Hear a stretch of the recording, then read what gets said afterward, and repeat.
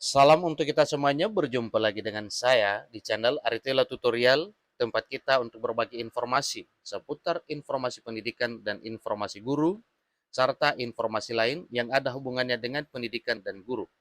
Pada pertemuan ini, saya menyapa Bapak Ibu honorer setanah air yang selalu setia melaksanakan tugas tanpa mengenal lelah. Saya yakin bahwa Bapak Ibu honorer selalu dalam keadaan sehat walafiat. Pada pertemuan ini, ada satu hal penting yang perlu saya sarankan kepada seluruh Bapak Ibu honorer. Ini terutama Bapak Ibu honorer yang masa kerjanya sudah puluhan tahun dan dari sisi umur sudah tua. Nah, di sini disampaikan bahwa dalam hal pengangkatan honorer menjadi aparatur sipil negara, maka honorer tua jadi P3K part-time, bukan PNS. Alasan pemerintah bikin heran. Nah, ada apa alasan pemerintah terkait dengan pengangkatan honorer yang sudah tua dan sudah memiliki masa kerja puluhan tahun? Simak informasi ini sampai selesai. Jangan ketinggalan informasi. Dan bagi Bapak Ibu yang sedang menonton, demikian dengan Bapak Ibu yang mungkin baru menemukan informasi melalui channel ini, dukung dengan cara like dan subscribe, share, dan komen, serta nyalakan tombol notifikasinya supaya semua informasi yang disalurkan melalui channel ini selalu update di layar Bapak Ibu. Tanpa basa-basi lagi, langsung pada informasinya. JPNN.com Jakarta mencatat satu informasi terkait dengan pembahasan RUASN yang di dalamnya menyelipkan tentang pengangkatan honorer menjadi ASN part-time. Nah, dalam pembahasan tersebut oleh Komisi 2 DPR RI punya komitmen memperjuangkan nasib honorer yang sudah lama mengabdi agar bisa diangkat menjadi pegawai negeri sipil tanpa tes.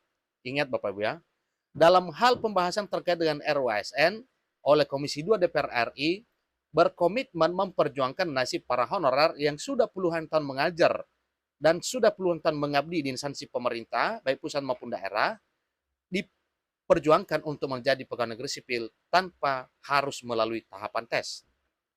Jadi komitmen DPR RI ini bisa dilihat dari rancangan revisi Undang-Undang Nomor 5 Tahun 2014 tentang aparatur sipil negara, RUASN, yang memuat pasal yang mengatur pengangkatan honorer menjadi pegawai negeri sipil.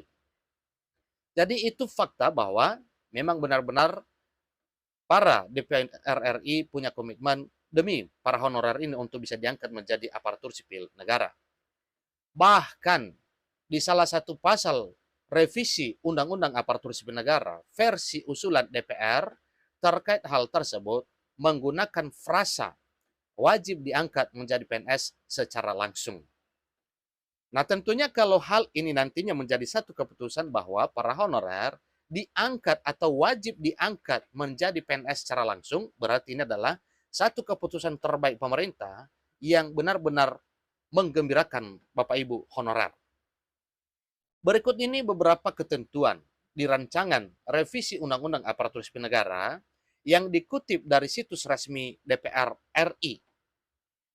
Poin 34 rancangan revisi Undang-Undang Aparatur Sipil Negara atau dalam hal RUASN ini berbunyi di antara pasal 131 dan 132 disisipkan satu pasal, yakni pasal 131A yang berbunyi sebagai berikut. Pertama, tenaga honorer, pegawai tidak tetap, pegawai tetap non-PNS, dan tenaga kontrak yang bekerja terus-menerus dan diangkat berdasarkan surat keputusan yang dikeluarkan sampai dengan tanggal 15 Januari 2014 wajib diangkat menjadi PNS secara langsung dengan memperhatikan batasan usia pensiun sebagaimana dimaksud dalam pasal 90. Nah, sebenarnya ya ini adalah satu dasar kuat dalam hal memperjuangkan nasib honorer untuk diangkat menjadi PNS secara langsung. Yang mana status honorer yang akan diangkat adalah tenaga honorer, pegawai tidak tetap, pegawai tetap non-PNS, dan tenaga kontrak yang bekerja secara terus-menerus dan diangkat berdasarkan surat keputusan yang dikeluarkan sampai dengan tanggal 15 Januari 2014. Hal ini ditegaskan untuk diangkat menjadi PNS secara langsung dengan memperhatikan batas usia pensiun. Dan hal tersebut sudah termuat di dalam pasal 90. Yang kedua, pengangkatan PNS sebagaimana dimaksud pada ayat 1 didasarkan pada seleksi administrasi berupa verifikasi dan validasi data surat keputusan pengangkatan. Poin ketiga, yaitu pengangkatan pegawai negeri sipil sebagaimana dimaksud pada ayat 1 dilakukan dengan memprioritaskan mereka yang memiliki masa kerja paling lama dan bekerja pada bidang fungsional, administrasi, pelayanan publik, antara lain pada bidang pendidikan, kesehatan, penelitian, dan pertanian. Ini adalah uraian para honorer yang bekerja di instansi yang diprioritaskan diangkat menjadi PNS tanpa melalui tahapan tes sebagaimana telah disebutkan pada ayat 1. Kemudian, poin keempat, pengangkatan PNS sebagaimana dimaksud pada ayat 1 dilakukan dengan mempertimbangkan masa kerja, gaji, ijazah pendidikan terakhir, dan tunjangan yang diperoleh sebelumnya. Kelima, tenaga honorer, pegawai tidak tetap, pegawai tetap non-PNS, dan tenaga kontrak diangkat menjadi PNS oleh pemerintah pusat. Keenam, dalam hal tenaga honorer, pegawai tidak tetap non-PNS, dan tenaga kontrak tidak bersedia diangkat menjadi PNS sebagaimana dimaksud pada ayat 1 harus membuat surat pernyataan ketidaksediaan untuk diangkat menjadi PNS. Nah, dengan poin ini Bapak Ibu berarti dengan tegas sebenarnya bahwa semua honorer wajib diangkat menjadi pegawai negeri sipil. Buktinya, bagi yang tidak mau diangkat menjadi pegawai negeri sipil, wajib membuat surat pernyataan. Nah, tentunya ini adalah pegangan secara hukum bahwa memang ada honorer yang tidak mau diangkat menjadi pegawai negeri sipil. Sementara oleh pemerintah nantinya seketika RUASN ini disahkan menjadi undang-undang, semua honorer itu akan diangkat menjadi PNS. Jadi, dalam hal ini, Bapak Ibu, tentunya kita akan menunggu kapan kira-kira ada keputusan seperti itu.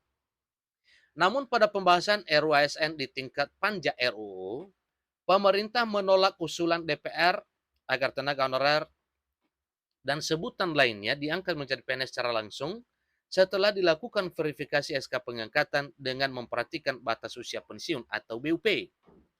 Jadi, pemerintah mengusulkan tenaga honorer dan sebutan lainnya bisa diseleksi menjadi P3K paruh waktu.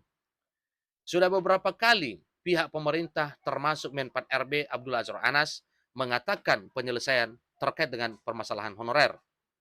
Sudah beberapa kali pihak pemerintah dalam hal ini ya termasuk Menpan RB Azwar Anas mengatakan untuk menyelesaikan permasalahan terkait dengan tenaga honorer akan dicarikan solusi jalan tengah, yakni tidak terjadi PHK massal per November 2023, tetapi di sisi lain tidak membebani keuangan negara.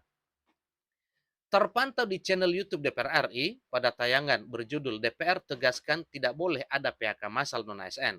Di kolom komentar terpantau sejumlah sorotan terkait alasan cetaknya atau cekaknya anggaran yang selalu digaungkan oleh pemerintah. Jadi pemilik akun ya Sarpras TV 4181 menulis, kasihan sekali tenaga non-ASN yang sudah bekerja di atas 10 tahun dan usia yang sudah menua. Semestinya negara hadir untuk mereka, bukan malah hitung-hitungan dengan istilah pembengkakan anggaran. Bagaimana dengan mereka yang korupsi? Miris rasanya. Nah, tentunya ini adalah suatu hal yang wajar yang namanya komentar tentunya tidak dibatasi ya apa dan bagaimana kalimatnya untuk disampaikan kepada pemerintah terkait dengan honorer ini. Jadi demikian informasi Bapak Ibu terkait dengan ketegasan pemerintah terkait dengan pengangkatan honorer menjadi ASN di tahun 2023 tahun ini. Semoga pengangkatan menjadi ASN adalah bagian Bapak Ibu honorer di tahun 2023 tahun ini. Sampai ketemu pada informasi berikutnya. Terima kasih.